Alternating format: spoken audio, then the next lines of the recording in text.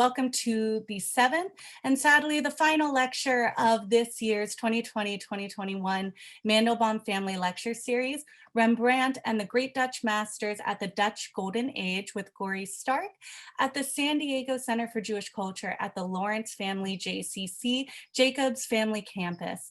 I am Lauren Lidke, the program manager for JLearn, which is the Adult Jewish Education Department here at the JCC. And while it is absolutely sad that we are ending this season of the Mandelbaum Family Lecture Series, fortunately for those of you who have been with us for this whole time, you don't have to hear this spiel from me anymore, but you will hear it back in for our 21-22 series, which we'll talk about at the end. But we are so grateful to have a lot of familiar faces here with us today and then some new faces. Thank you to all of you alike for joining us today. Before we get started, I just want to thank our extremely generous underwriters who make this series possible, Ron and Mercy Mandelbaum. Thank you so much for another incredible season of the Mandelbaum Family Lecture Series. We are so grateful to you for your generosity. Also, we want to send a huge thank you to all of our underwriters for this series who again make this possible. Without all of you, truly, we wouldn't be able to bring this to the community, and we are so grateful. And then finally, thank you to all of our underwriters for JLearn and for all of our San Diego Center for Jewish Culture programs. We are extremely grateful to you. As always, we like to mention with Zoom, please keep in mind that if you keep your camera on, it is wonderful to see you, and we definitely encourage you to do so just to keep that sense of community. But do know that we can all see you, so please just keep that in mind. After today's lecture, we will have some time for Q&A, but if any questions come to you during the lecture, please feel free to put them into the chat, and I will give them to Guri at the end to answer once he has concluded his lecture. But please don't feel that you need to wait. You can absolutely put those into the chat as the lecture is ongoing. All right, so without further ado, I'm very pleased to introduce Gory Stark. As Gory likes to introduce himself, he is a unique artist and musician trapped in the body of an engineer.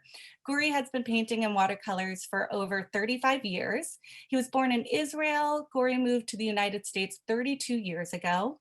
With his distinctively strong and brilliant watercolors, Guri made a name for himself as an artist in Israel, Denver, Colorado, San Francisco, Los Angeles, and San Diego, California, where he participated in numerous shows, exhibitions, and galleries. Guri is an avid learner and teacher of art and history. He was born and raised in Israel, graduated from Technion in engineering, and worked in executive positions in the high-tech industry. With his passion for art and music, Guri has been offering art lectures for close to 20 years, and many of you probably know him as a very cherished San Diego educator and artist. His multimedia lectures provide a unique perspective by combining the artist's personal biographies, world historical events that influence the artist, and their position in the different art movements of the time. So without further ado, I'm going to send it over to Guri. Thank you so much for being here with us today. Good morning, good evening, everybody. Let me first share my screen so we can get started here. Okay. I hope you can see it now. All right, so good morning. Today we are going to talk about Rembrandt, a very interesting and famous artist. I'm sure you all know about him, something. We're going to talk more than just Rembrandt. We're going to talk about the Dutch Golden Age and other artists that participated in that Golden Age. And we're going to talk about the Dutch Republic and how come a tiny country like the Netherlands suddenly became the most powerful commercial, financial, and artistic force in the world. So we'll talk about the history that drove us to that. To those of you that don't know me, there was already an introduction. I like giving art lectures. It's my passion. I've been doing it for close to 20 years. The good news is I focus on things that I like to teach about, artists that I like, artists that usually had an impact on the world of art. And I do it because I would like to focus people on art rather than on politics, because art is the common denominator to all people. I recently published a book, so here's a small commercial. It's called Third Wind. It's available on Amazon if you search for it. It's written from a perspective of a second-generation son to Holocaust survivors, if you're interested. But let's dive right into our friend Rembrandt. He was born in 1606. His full name, Rembrandt Hermanson van Riechen. He was an 8th child of a 9-children family, a modest family, not very rich one, not with a lot of means, but with a lot of focus on education. And he, from a very young age, showed his capabilities in art. He was very talented. In fact, he was talented in all aspects. And at a very young age, at the age of 14, he already attended the University of Leiden, where he was born. He went to school in the university, but he did not like it. He was not interested in what they were teaching, so he quit school and he started apprenticing, which was very common at the time, apprenticing with local artists. And very quickly, he mastered everything that he was taught with those, and he opened his own studio when he was 18, which is very uncommon to have your own studio at that young of an age. And he was well regarded, and he started accepting students into his studio at a very young age also. In 1629, so he was 23, he was discovered by a very important statesman. And that was important because suddenly he got commissions from people that are important, that had the means to pay for an art. And he started to be famous. And in 1631, he was 25. He moved to Amsterdam, the big city of the time, to establish his success over there. The first painting I want to show you is a biblical painting. And I'm going to explain what you see here. But first, I want to tell you the story of Samson and Delilah, which is the topic of this painting, for those that forgot, right? So the Philistines are a little bit concerned about Samson. He is very powerful, and they wanted to know the secret to his power. They heard that he is in love with a lady called Delilah, so they bribed her. They gave her money, and she was driven by greed and decided to be with Samson and try to get his secret. So she was with him for a few days, and after a few days, he was able to divulge his secret to her, that his power is in his hair. This is the moment in this painting that the Philistines are coming to cut his hair after they heard the news, the information. You see Samson sleeping in the lap of Delilah. He is very confident that everything is good. And you see the drama, and this is the greatness of Rembrandt, how he was able to capture drama with the play with light and shades. The important topics, the important faces are in the light, and everything else is in the dark. In the dark, but still you can see some information. And look at the beauty of the silk of the clothing, how you can feel that this is silk, and you can see the details in the silk. So again, the Philistine is coming with shears to cut his hair at this moment. This is an example of a self-portrait that he did, and you'll see later that he did many. And again, you see even in his self-portrait, he's playing with lights and shades to emphasize part of his face and to put some of them, half of his face, in the dark. And this is his mother. And what's unique about this painting is the layers and layers of paint that he put on top, one on top of the other. We'll talk about this technique a little bit later. But he learned this technique from the Italians, and he was one of the first artists of the Dutch regime that learned from the Italians. And because of that, he was considered a revolutionary in that area. If you look at the face from a close distance, you can see the details in the face. You can see the details in the book, and you can see how he made them happen through layers and layers of paint, one on top of the other. It's almost like a three-dimensional sculpture on top of the paper. And again, his mother, reading a book.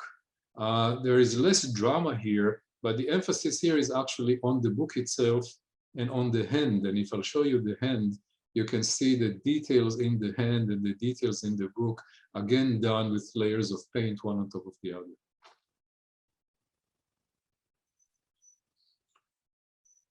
In 1634, he was 28, he married Saskia. Saskia was his wife. She came from a very wealthy family. And that was important to emphasize because he was not a person of means. He did not come from a rich family. And she did, and she gave him the financial security. Not only that, she was also a model for him. She modeled for him for self-portrait, for her portraits, but also for all kinds of biblical stories, religious stories, mythological stories. So she was the model for him. And because of her and her connections, not just the money, he got a lot of commissions and he became a pretty famous portrait artist of very rich people that were able to afford the paintings. His mythological paintings and biblical works, of which he did many, also became very popular and in high demand at that stage. And another thing that happened, he became a teacher in Amsterdam, a very famous teacher. He had a workshop full of students.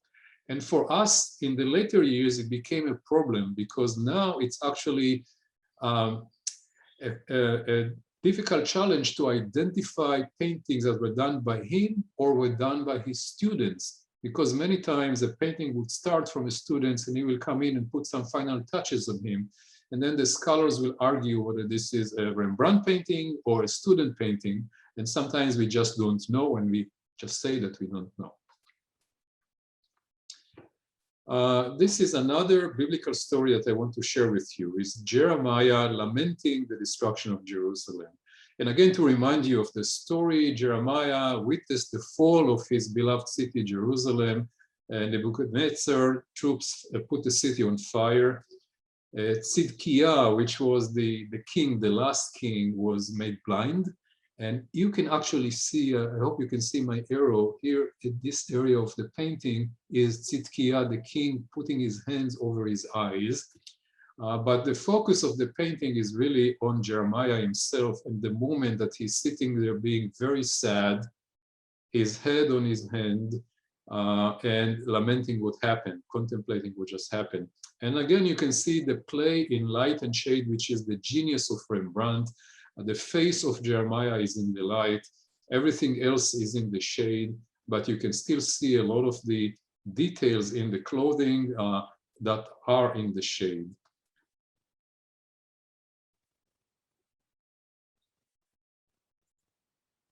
Some of the details here, because there is a thick layer of paint on this, is actually done with the back of the brush, not with the brush itself. And the book that you see, now that you see close up, is the Bible. He did a lot of portraits, like we said, for a lot of money. And this is one portrait of probably the first famous portrait of a man called Nicholas Ratz. Nicholas was a fur trader, and you can see it in what he's wearing. He was not a very successful businessman. He filed for bankruptcy. So the question was, who paid for the commission for this? And most likely it was not Nicholas himself, but his daughter that ran a successful business also. A lot of detail in the face, a lot of expression, and pay attention to what they're wearing at the time. Through those paintings, we can learn how they were, how they dressed in that period of time, the 17th century.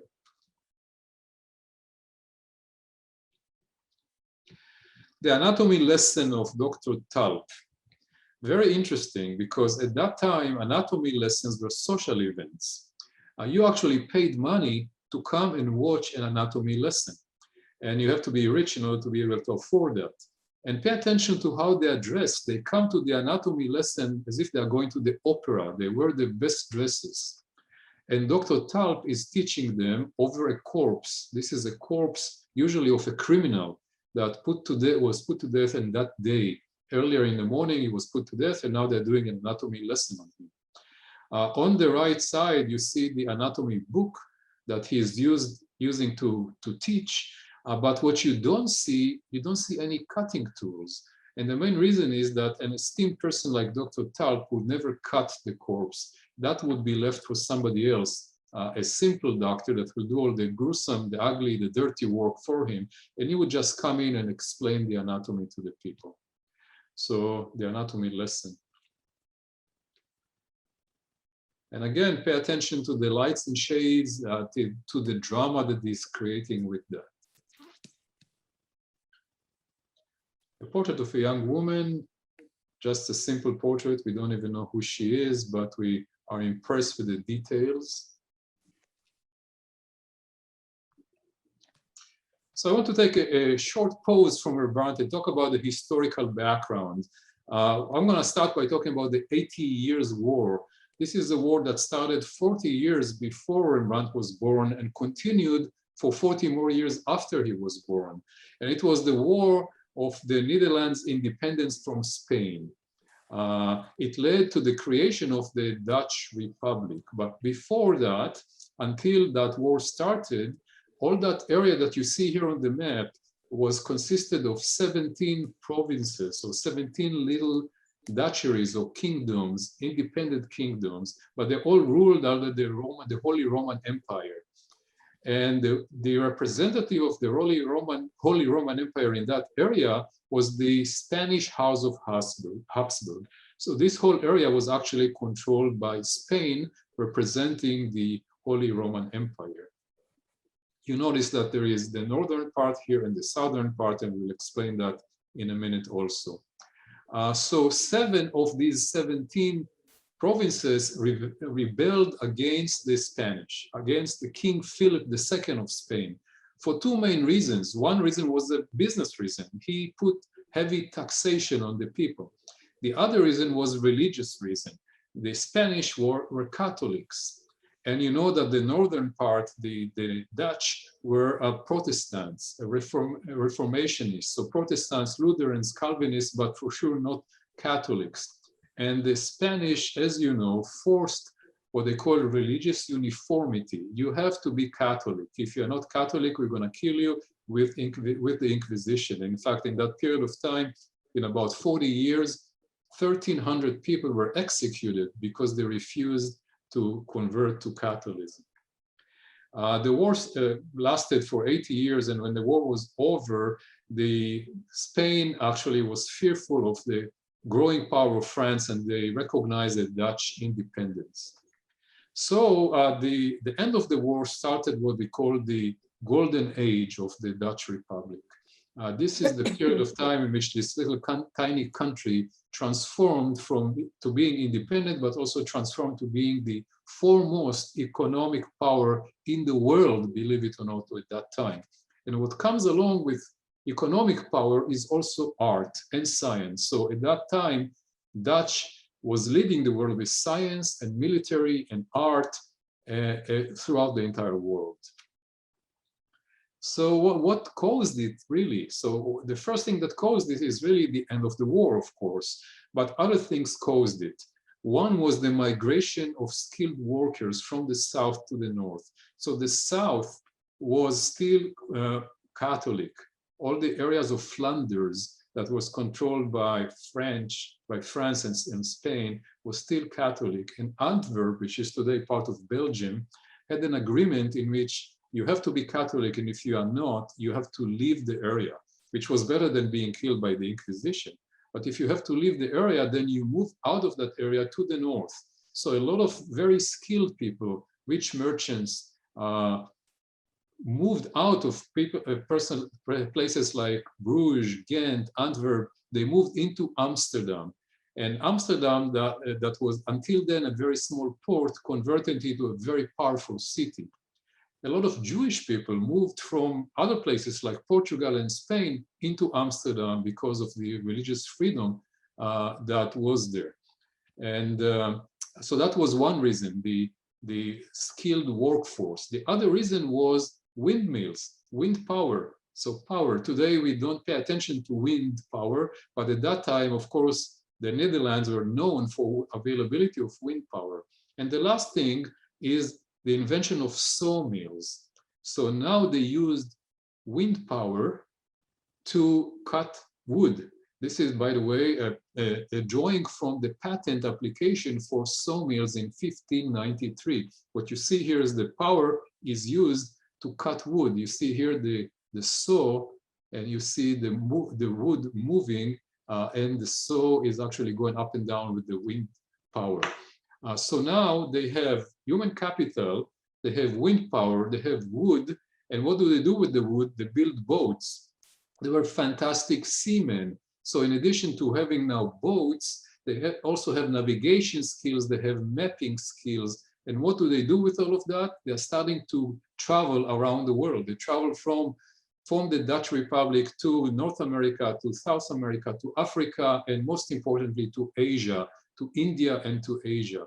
They actually formed a company called the Dutch East India Company that you may have heard of, that became the first in many different aspects. They became the first multinational corporation, the first corporation that was financed with stock. So they established the first stock market. They established the first central bank. They had monopoly over trade around the world. And what were they trading? They were trading with spices. Spices were the gold of the time. Black pepper, cloves, cinnamon. Can you imagine how food tasted before that? Probably pretty nasty. So they were going around the world, not with the intention to colonize those places, but with the intention to bring the spices back to Europe. But there was competition. The Dutch compete with the Spanish, they compete with the Portuguese, they compete with the British, England. So when they come to a place, a colony, instead of letting the competition come in and take over, before they leave, they burn it down. They deport the villagers. So they claim that they did not want to colonize, but in fact, they did colonize all these areas. So let's go back to our friend Rembrandt. I want to tell you a little bit about his technique. He used in a very limited palette of colors, mostly dark earth tones, some golden highlights. But he was a master of an art that was called chiaroscuro. It's an Italian term for the use of strong lights and shades to create drama and to create three-dimensionality. And as you could see, he emphasized the areas that he wanted to pay attention to. So if it's a portrait, he would emphasize the face, the hands, and everything else would blend into the background. But when he was very stingy on using colors, he was not stingy on using layers and layers of paint. And it's called impasto. So it's almost building a three-dimensional sculpture on top of the canvas. And you can see it here, how he creates the layers, or you can see it here also in his own self-portrait. Here is another portrait of a very important person. She was a princess. Nothing really fantastic about it other than the details that you see here. And also the story, the fact that he was now famous enough to get commissions from very, very important high-level people, but she did not like it. She didn't like it because he painted her exactly like she was. You know, stiff mouth, grim look, noble-looking nose. She didn't like that. She wanted him to make her look more beautiful. But look at the detail. You can see the pearls sparkling also. Here we go again, another biblical story. In fact, it's the same Samson and Delilah story, but now we catch the story at a different moment. So you can see in the middle of the painting, you can see Delilah herself running away with a scared face. She's holding the shears the scissors in her hand. She's holding the hair that she cut from him. And then you see Samson being attacked by, let me count, 1, 2, 3, 4, at least 5 soldiers, Philistine soldiers.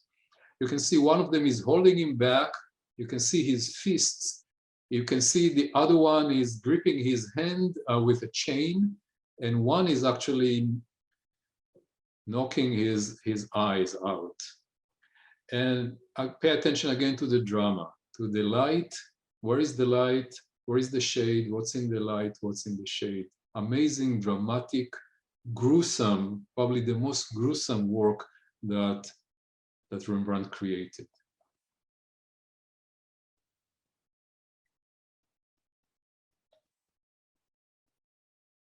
Look at the face of Samson. So he was not the only one that painted this topic. Of course, it's a popular topic. Here's another Flemish artist, Paul Rubens, that we will talk about later, that captured the same story at a different moment in a different style. You can see how his hair being cut here by a Philistine, and the rest of the military is waiting by the door for this to happen. Different style, and I think Rembrandt, of course, did a much better job. This painting here of Danae is a mythological story.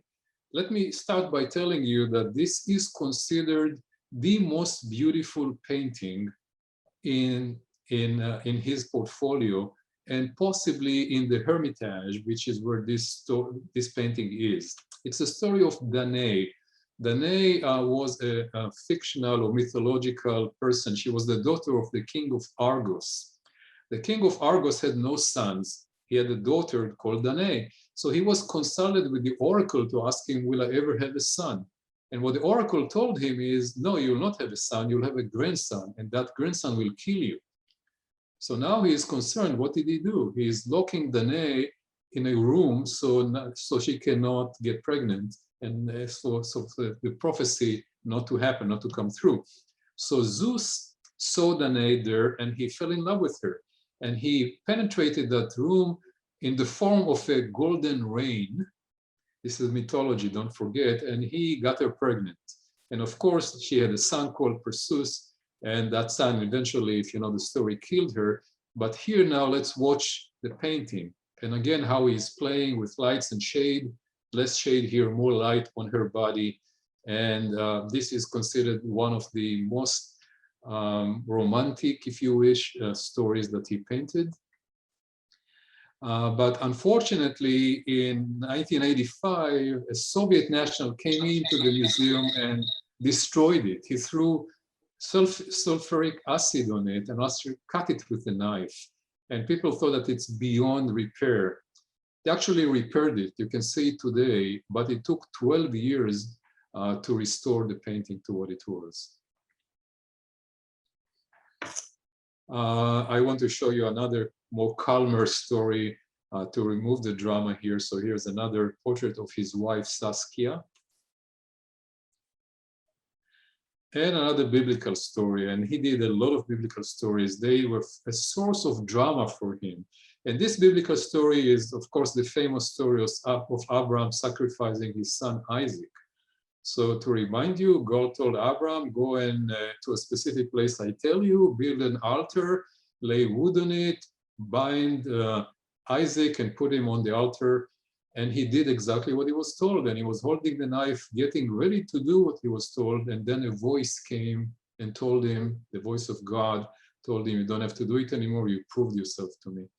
And here you see that Rembrandt is actually putting his own interpretation on biblical stories. You saw it previously also in the Delilah and Samson stories and Jeremiah stories. So here is his interpretation. It's not the voice of God, it's actually an angel that comes in physically and grabbing Abraham's hand so the knife falls. So a personal interpretation of the Bible, but also the light and shade here. And you see the body of Isaac being lighted, the face of Abraham being lighted, and the angel being lighted.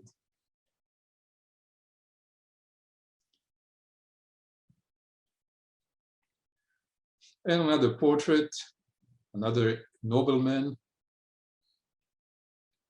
and another biblical story. And this time it's the story of David and Jonathan. And to remind you again, Jonathan was the son of King Saul. And David was probably his best friend, and some people say he was his lover. And as a son of a king, Jonathan gave David many gifts, including beautiful clothing and weapons, swords. And Saul suspected that David wants to be king himself. He has his eye on the throne, so he wanted to kill him.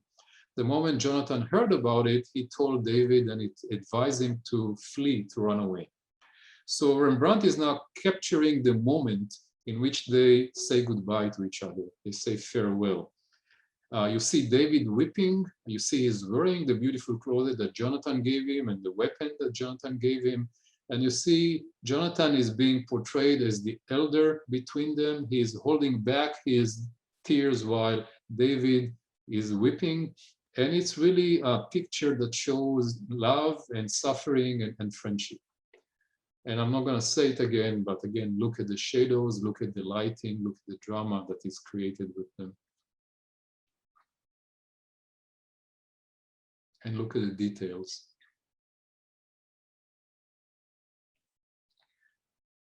The Night Watch is one of the most famous and most important paintings of the period. And everybody is talking about that for a few reasons. First of all, the first is the size. This is a 12-foot tall, 14-foot long painting. So it's twice the size of a human being. So obviously the figures are life-size figures in it. And this is about the union between the Protestants and the Catholics. So in the middle, the two highlighted figures, one is a Catholic and one is the Protestant. The Protestant is the black one, the Catholic is the lighter ones. And you can see how with light and shade, he's able to focus us on these two people. But also what's interesting about this is a group portrait, and group portraits are usually static. They will stand in front of you like they're standing in front of a camera to take a picture. But here it's not static. Here there is movement. Everybody is in the middle of doing something. So you see the dynamics in this painting also. There was a rumor about this painting that the people that commissioned it did not like it, but I'll get to it a little bit later. Another historical pose here. So the Dutch Republic is growing. It's becoming richer and richer. And it's now a republic, so it's not a kingdom anymore, which means there are no real aristocrats. Those are the people that used to buy paintings. So the question is now, with no aristocrats, who is buying paintings? And because the Protestant religion forbade painting religious topics, which used to be the topics of the past, what topics are being painted right now? So the answer to the first question is that now we have a new generation of middle class, you can say, or upper middle class, which are the rich merchants and the shopkeepers that are now very rich. They have the money and they want to buy portraits of themselves. They want that make them feel good about themselves and proud about themselves. So portraits became popular, and the merchants, the shopkeepers are buying them. As far as the topics, because you cannot paint anymore biblical subjects, historical subjects, portraits of religious topics. So the topics became different. They became peasant life, landscapes, townscapes, animals, ships, flowers, still lives. And I want to remind you that the whole time, this is in the middle of the period of Baroque, and I will explain Baroque in a minute. But differently than Baroque, the Dutch took some of the aspects of Baroque in, but not everything. So you don't see the splendor and the grandiose of Baroque in these paintings, but you see a lot of the details in them. So in a short period of time, in a period of 100 years, 5 million Dutch pictures were painted, which is an amazing number. No other country in the world painted so many. So what happened when you have so many big paintings, a flood of paintings? What happened? Prices go down, right? There is oversupply, prices go down. So it was very difficult for the artists to make a living. Many artists had to have another job in addition to being artists, and many artists did not survive that period and had to stop being artists and get another job. Only the most famous artists were able to get commissions and be successful. During that time, I want to talk about the difference between Flemish art and Dutch art. At the beginning of the 17th century, the Flemish and the Dutch got separated. The north was the Dutch, the south, where today is Belgium, was Flanders, or the Flemish people. before they were separated, the styles were very similar, but after they were separated, the Flemish became mostly Catholic, and they could still paint Catholic topics, religious topics, where the North painted different topics. And they focused both on a lot of fine details. So I want to show you a few artists from that period that are Flemish artists. So the first one I want to show you is Jan van Eyck. It's not Van Dyck, it's Van Eyck. I'll talk about Van Dyck in a minute. Van Eyck was the most famous painter of the 15th century. He was actually Dutch, but he moved his family to live in Bruges, which is in Flanders. He was pretty famous, and he was very well known for painting tiny, minute details. Sometimes you had to use a magnifying glass to see those details. He was very famous for making materials feel real, like cloth or gold. And I'll show you a detail here. And you can see first, you can see the lamp, and you can see what the lady is wearing and the amount of detail that is put into that. So that's Van Eyck, 15th century. In the 16th century, I want to highlight a Flemish artist by the name of Bruegel. You may have heard about Bruegel. There were actually two brothers. This is the younger Bruegel, Pieter Bruegel. And what he is very well known for is painting the simple life of the peasants. His art is very colorful, is very dynamic. There is a lot of movements in it. There is rhythm in it. And I'll show you some more. Very, very detail oriented. Sometimes you have to look at it for a long time to see everything that there is to see. There is a story in his painting. So this is Bruegel, 16th century. And in the 7th century, I want to highlight Peter Paul Rubens, which we talked about a minute ago. He was a fantastic artist, Flemish. He was not just an artist, he was a diplomat, he was an educated man, he was revered by kings like the King of England, the King of Spain. And he was very famous for putting detail, a lot of detail. Look at the detail in this painting. He also was very famous for being an art teacher, and he had many students. And one of them was Anthony van Dyck, the one I mentioned earlier. So there was Van Eyck and there was Van Dyck. Van Eyck in the 15th century, Van Dyck in the 17th century. And I want to show you some detail of this is Peter Paul Rubens. You can see the detail in the painting here, which is fantastic. And I'll show you a Van Dyck painting of Samson and Delilah, again, popular topic, and this is now a different perspective done by a different artist. And again, you see Delilah, you see Samson being held by the Philistines, a different interpretation of the same topic.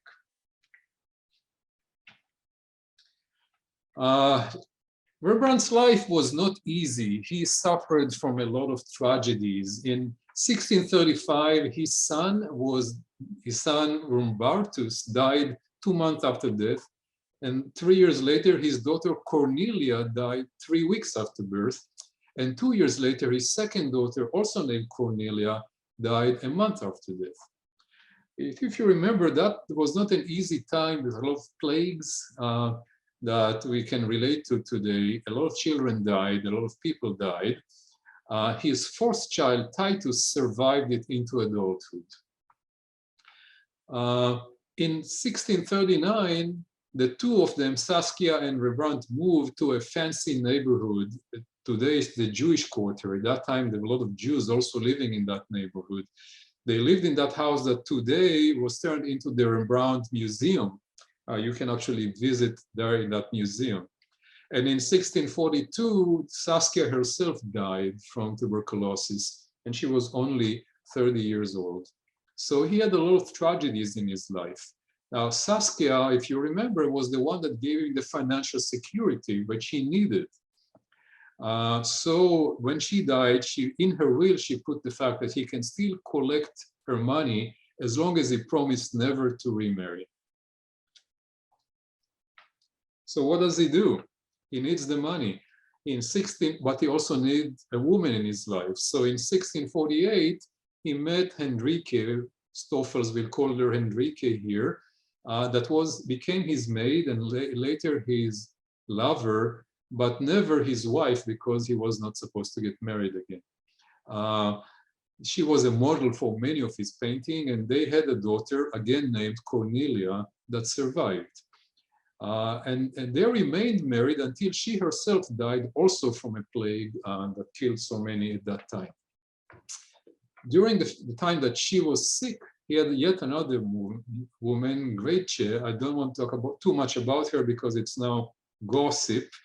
She became his lover, but when she discovered that actually Henrique is still alive, she sued him for breach of promise and asked for an alimony from him. And later on, he discovered that she was stealing Saskia's jewelry and selling them. So he made her commit to an asylum for 12 years, but forget about her. We focus on Henrique, which was important in his life.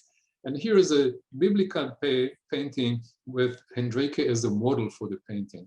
This is Bathsheba at her bath.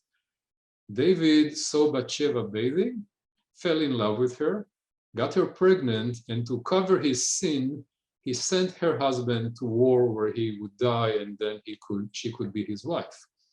Many artists, again, painted this topic, but Rembrandt did a different job. He painted the topic from a perspective of Bathsheba. And here you can see in her face the dilemma, the moral dilemma that Bathsheba was suffering. Everybody was thinking about David, but Rembrandt was thinking about Bathsheba and her dilemma. And you can see it on her face, a beautiful, romantic, erotic painting done by Rembrandt with Henrique as a model.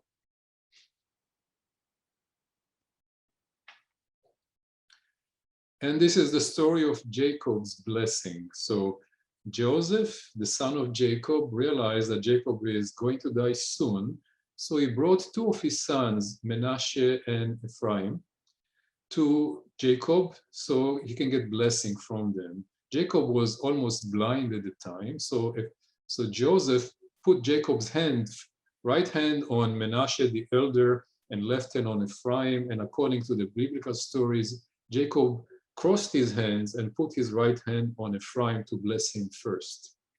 But here you can see immediately a difference, another interpretation of Rembrandt. He captured that moment, but Jacob's hands are not crossed. He has only one hand on Ephraim, a different interpretation of the moment, a delicate moment. Another difference is that Osnat, Joseph's wife, is in the picture here, which is not part of the biblical story. So maybe he's showing that in Dutch life, women are more important and get equal rights. Maybe that's an interpretation of that, but it's definitely not part of the biblical story. Again, you can see the drama that he's creating and the details, the level of detail in the painting, and his love of biblical stories. So his tragedies continued. The house that he owned in a fancy neighborhood was expensive. He had a very expensive mortgage on it, but he lived a very fancy life. He was a big spender. So he was forced to declare bankruptcy. Everything he owned in that house was sold, and that was not enough to cover the debt that he owed on the house. So he was forced to move out of the house. And in 1911, many years later, it will turn into a museum. Another biblical story, this is the story of the Jewish bride, a very famous painting of Rembrandt. The Jewish bride is actually a story of Isaac and Rebecca. And this is capturing the moment in which Avimelech realized that Isaac was lying to him and they're not a brother and sister, but they're actually husband and wife. And it's supposed to show the love between a husband and a wife. And again, you see the drama with the lighting and shades, which he copied. He copied from Italian figures, from Italian artists, such as Caravaggio. Caravaggio is an Italian artist that is very well known for playing with lights and shades to create depth and drama. But differently than Caravaggio, in Caravaggio, you can see the directionality of the light. There is also always a scientific direction to the light. In Rembrandt, there is none. He's just putting the light in order to create drama and move our attention. And I'll show you a Caravaggio painting so you understand what I'm talking about. You can see the light is coming from a very specific direction. Every element of the painting is painted according to the directionality of the light. But in Rembrandt, it's not the same. The light is done according to his wishes to highlight figures and to create the drama. Here's another painting of a woman with details. Some paintings of his son Titus.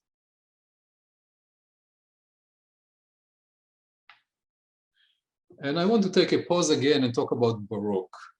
So the Baroque period started in the beginning of the 1600s, beginning of the 17th century. It started from Rome and it spread all over Europe. The style specifically used exaggeration of motion, exaggeration of exuberance and grandeur to create drama. The Baroque art was a reaction. It was a reaction to the Protestant Reformation. The Protestant Church forbade painting religious topics, and the Catholic Church wanted to show their power and to counter the Reformation. So they created, or they encouraged, the Baroque period in which they wanted to show the power of the Catholic Church. And you could see that type of style in sculpture, in painting, in architecture, in literature, in dance, in theater, and in music of the time. And of course, the Dutch paintings were also influenced by that. You can see here the Trevi fountain in Rome, which is an example. You can see here theaters and sculptures. Bernini was influenced by that. And of course, from an art perspective, the Baroque paintings were very lively, full of colors, full of dazzle, full of movement, and they were many times gigantic, huge, large-scale, monumental wall paintings, ceiling paintings, and they highlighted all the dogma of the Catholic Church. So that was Baroque, and now we're going back to Rembrandt and his art and his portraits. And this is his biggest self-portrait. This self-portrait of himself is interesting because he looks almost like a king sitting on a throne.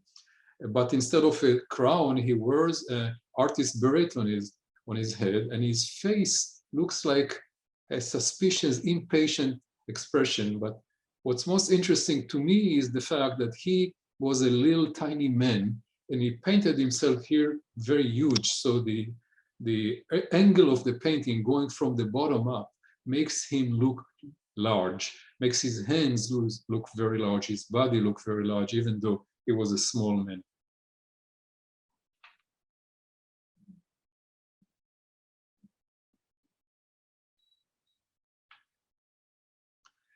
Interesting, because he painted so many portraits, but the artist community, the artist researchers did not know about that until late 19th century, early 20th century. Only then they realized, wow, this guy did a lot of self-portraits. He did 50 paintings, 32 etchings, and 7 drawings of himself. And now they look at that as, well, this guy is documenting the evolution of himself. So it's a self-assessment of himself with his self-portraits. So what I want to show you now is a sequence of self-portraits and watch the evolution and the changes that they go through from the early life, the early career of Rembrandt.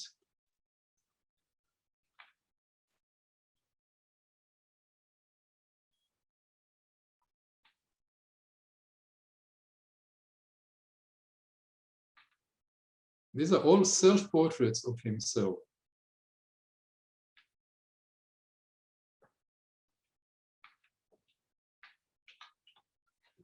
So in 1642, his life changed dramatically. His output of painting suddenly diminished. He did not get commissions. He did not do any more portraits. People say that, maybe it's the death of his wife, the death of his children, the fact that the night watch was not accepted, and that created what we call the Rembrandt myth. The myth that at the end of his life, after 1642, he suffered financial difficulty and eventually he died in poverty. Well, more modern researchers dispute that. Yes, he did die in poverty, but the night watch was actually accepted. There is no evidence that it was not accepted. The painting is still hanging in the same original place. The commission was paid for, so there is no reason to think that that caused the Rembrandt myth. And also the fact that, you know, so many people died at that time. So the death of Saskia, the death of the children, maybe they're traumatic for him, but not that traumatic relative to what happened around them all the time. But what's true is that at the end of his life, in his later years, he had a very small output of paintings. He grew older. He was less interested in drama and more interested in capturing feelings and emotions. And the painting I want to show you next is the painting that I like the most from Rembrandt. And I want to explain it to you. It's called The Return of the Prodigal Son. It's actually a Catholic topic. It's a story that is usually told at the third day of Lent. It's a story of a man that had two sons, and his younger son asked him to get his inheritance now, his money now. He wants his money now. And when his father gave him the money, he left the country, got to a distant country and started living a lavish life, spent all his money on fun activities until he lost all his money, and then famine struck. And he became desperately poor and he was forced to work as a pig herd. And when he got so low that he started envying the pigs themselves, this is when he realized, oh, I have to go back home. And this is the painting that captures the moment that the son is getting back to meet his father after all of that. And you can imagine how the father accepted that son that was kind of, he didn't like what he did, obviously, but you see the mercy, the humanity, the sympathy, the forgiveness, the fatherly love in this painting. Look at the drama, look at the clothing that they wear, the father and the son, the shoes that they wear. Look at the expression on their faces, both of them, when the son is coming back.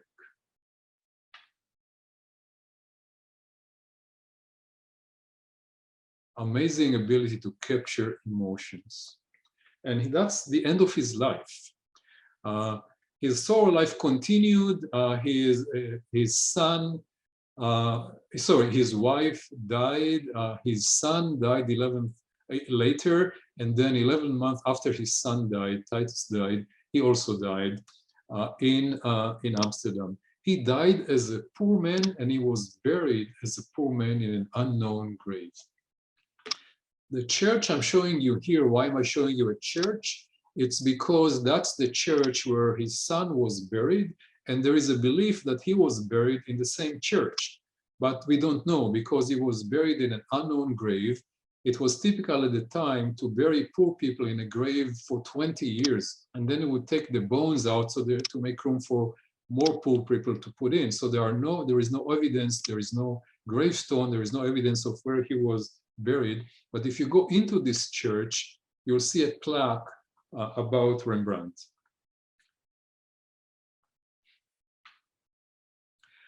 About his legacy, I'll read to you a few quotes. Rembrandt belongs to the race of artists who cannot have descendants, the race of Michelangelo, the race of Shakespeare and Beethoven. That's what critics say about him. He wanted to put the vibrations of life into still form, to express in the visible that which is by very nature undefinable. And I translate that as he was able to capture moments, to capture feelings, to interpret, to put the interpretation into his paintings. And you can see it here as an example. I want to take a few minutes to talk about Rembrandt and the Jews. First, I want to dispel a rumor or a myth that Rembrandt was Jewish. Well, he was not.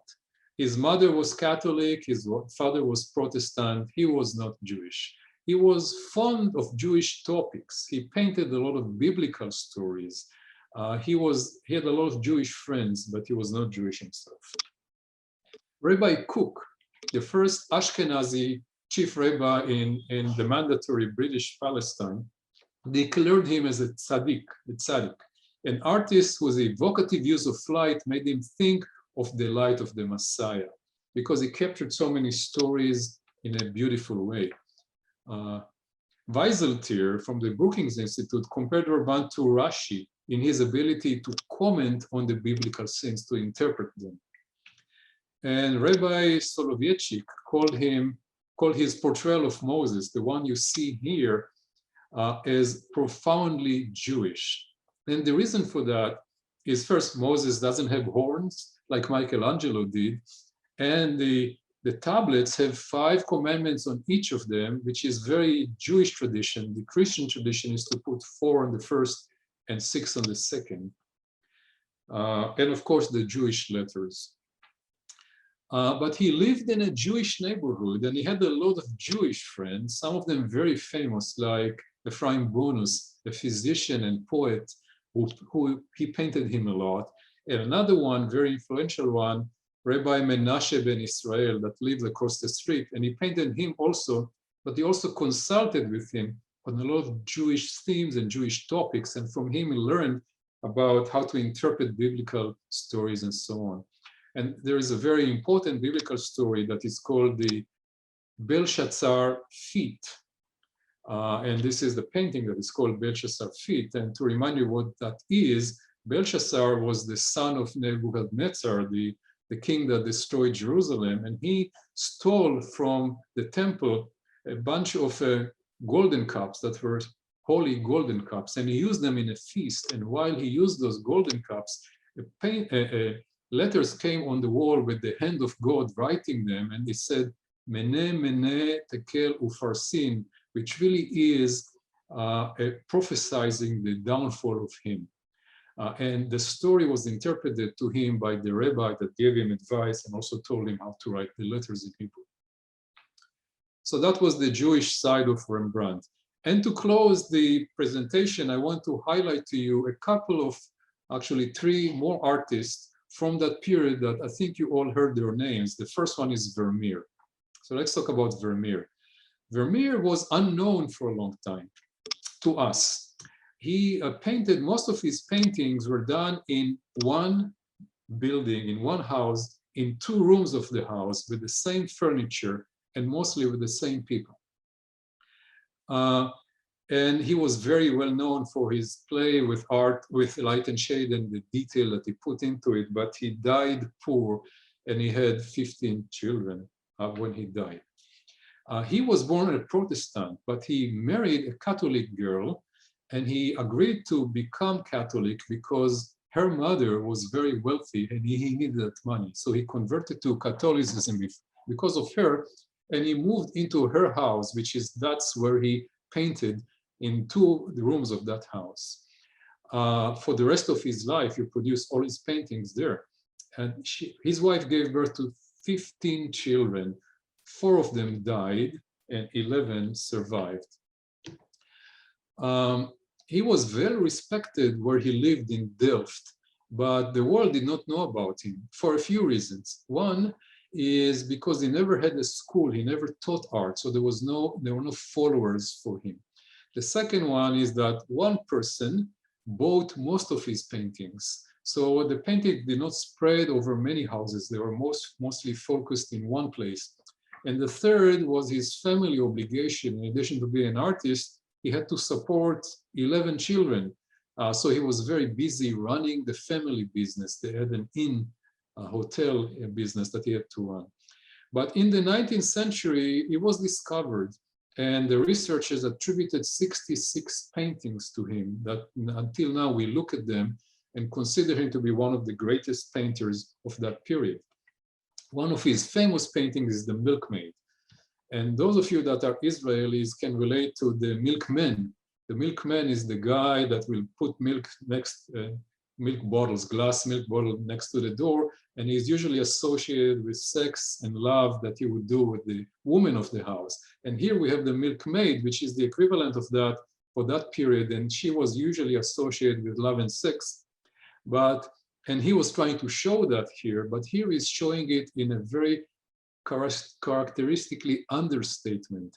And the reason we know this is a romantic love type of painting is because of the image of Cupid. Can you see the image of Cupid? You probably can't because it's right here in the bottom in one of the tiles. Right here. That's the tile.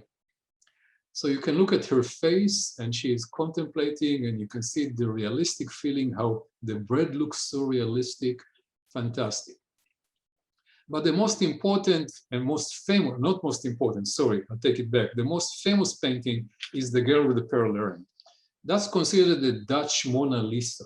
And the same way I will say that the Mona Lisa is probably the most recognized painting in the world for unknown reason, because it's not an important painting. It's the same for this one. Similarly, she has an enigmatic look on her face. Her eyes are following you anywhere you go. But we don't know why this is important or this is famous, other than the fact that there was a movie that made it famous. And some scientists actually looked at the earring and analyzed the light on the earring, and they said it's not even a pearl. It's actually polished tin, not even a pearl.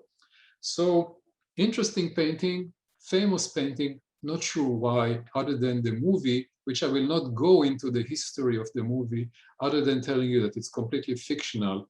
The background is correct, but the story itself is fictional. The second artist I want to highlight is Franz Holz. He is different than the other ones because his brushstroke is very loose and very lively. He is very well known for doing portraits, but in a different style. And he became very famous because of his large size, life-size group portraits like this one.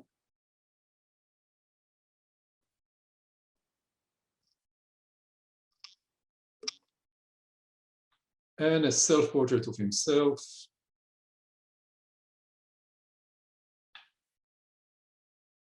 More portraits that he did, and just I hope you are amazed by the amount of detail that you see in there, by the amount of colors, by the ability to capture expression and the play with light and shade.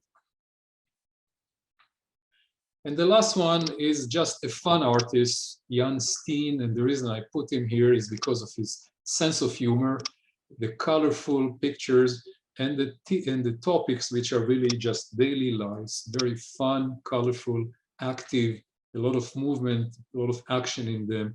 In a way, reminds you of Bruegel also. Family life, family dinner, and a dancing event. And the one I like the most, which is going to be my last slide, is the one on the left, the scholar sharpening a pen. Just look at the face. So with that, I want to summarize. We talked about Rembrandt. We talked about his portraits, his self-portraits, his biblical topics, how he achieved drama with light and shade, his tragedies, the myth of his fall, and Rembrandt and the Jews. We talk about the Dutch Golden Age, the 80-year war, the new Dutch republics, the success they had via trade. We talk about the Dutch school of paintings with Johannes Vermeer and Franz Holz and Steen. We talked about the Flemish art compared to Dutch art. We talked about Van Eyck's, Bruegel, Peter Paul Rubens, and Van Dyck. And we explained a little bit about Baroque art. Thank you very much. I hope you enjoyed it. And if you have questions, I'm ready to answer. Just want to remind you before that about my website. You can go check my art. It's GuriStark.com. And if you are interested in my book, you can search it and find it on Amazon. It's called Third Wind. Thank you very much. And I'll stop sharing and be willing to answer any questions. Guri, thank you so much. That was absolutely, someone in the comments said, that was absolutely marvelous. So thank you so much for sharing your knowledge and artistic expertise with us this morning. Really, really grateful for that. One question that we did have come into the chat from Ruth was regarding Rembrandt's son, Titus, if he was also an artist. No, he was not an artist. I don't think he actually grew to become old enough to do anything. So I think, if I remember correctly, he was 27 when he died. Wow, thank you. So we will welcome, oh, sorry, one more question. Could you say something about Rembrandt's etchings? Yes, I did not show etchings here. He did a lot of etchings, and that's just because of the shortness of time. You know, I had 1 hour to tell everything about him and all the entire period. Yes, but it's important to mention that he did a lot of etchings. Etchings are not easy to do, as you probably know. It's a lot of detail work. You do it in reverse, but he was very good at that. I showed one etching, if you remember, of his wife, Saskia. Thank you so much. So we do have a couple more minutes for questions. Please feel free to put those into the chat. And while people are populating their questions, I just wanted to mention that we will have a recording available of today's lecture. We will send that out either at the end of this week or Monday at the latest. But please know that that will be available. Also, we have all of the lectures from this 2020-2021 lecture series available on our Lawrence Family JCC YouTube page. So if at any time you would like to access those, if you did not catch them, you can go and Google that or search that on whatever search engine you use, and you'll find our all 7 lectures are available on the YouTube page. So another question was, did his surviving children have children themselves? I don't know the answer to that. I'm sorry to say, I did not research it that far from him. But no, so the answer is I don't know. That's a great thing to research, though. Thank you. I will now. Usually I learn so much from the questions that I do some more research to figure out if I can find information about this. That's excellent. A question from Morgan. What were a few of the reasons for decline of the Dutch Empire? So yeah, it's also a great question. You know, the success was because of their trade abilities, the navigation, their ability to build boats, but competition was tough. Actually, it's a tiny country with no resources for themselves. And when, you know, when navigation and traveling around the world were not as fancy anymore, was not as important anymore, all those countries, including Portugal and Spain, went down in importance, and together with them, and also they were fighting each other. So together with that, the Dutch Republic went down also. Thank you. And Guri, I hope you have a chance to look at the chat and see all of the well-deserved praise coming your way for a really wonderful lecture. Thank you so much, everybody, for your comments. And I echo those same sentiments completely. And as I mentioned at the beginning of today's program, this is our final lecture of the 2020-2021 Mandelbaum Family Lecture Series. But the great news is that by October, we will be back with the 2021-2022 Mandelbaum Family Lecture Series, and that is not far away. So please be on the lookout for more information about that series.